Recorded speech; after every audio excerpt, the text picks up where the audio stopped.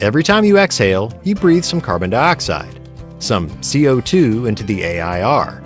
And your breath is like a tiny version of the widespread carbon emissions causing climate change.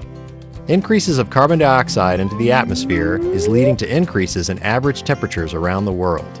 All life is carbon-based, and the carbon for all that life originates from carbon dioxide in the atmosphere. This means that human activity contributes less than 5% to the total annual carbon emissions. Tiny, right? Insignificant, right?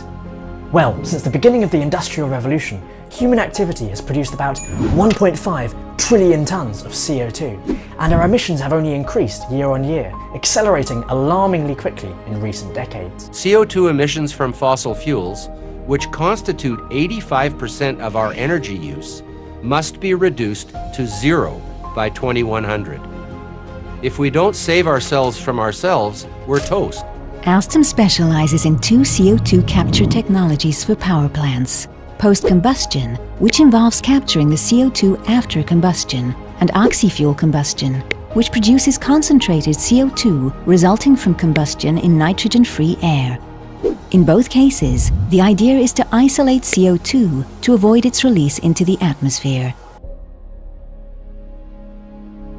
So what I'm gonna do right now, I'm gonna breathe like really hard inside of the mask, and I'm gonna cover these areas as well. Just kind of simulate very extorted activities and see what's gonna happen. Yep, and that is not a good end-tidal CO2. No, we don't want it down in the 20s.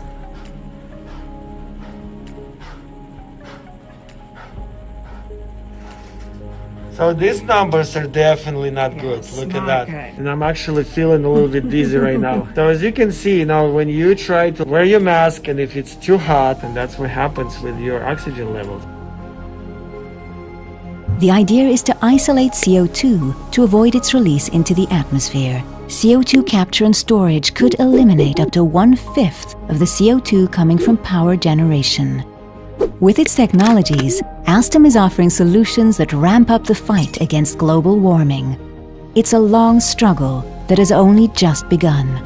But while COP26 will not be the end of climate change, it can and it must mark the beginning of the end.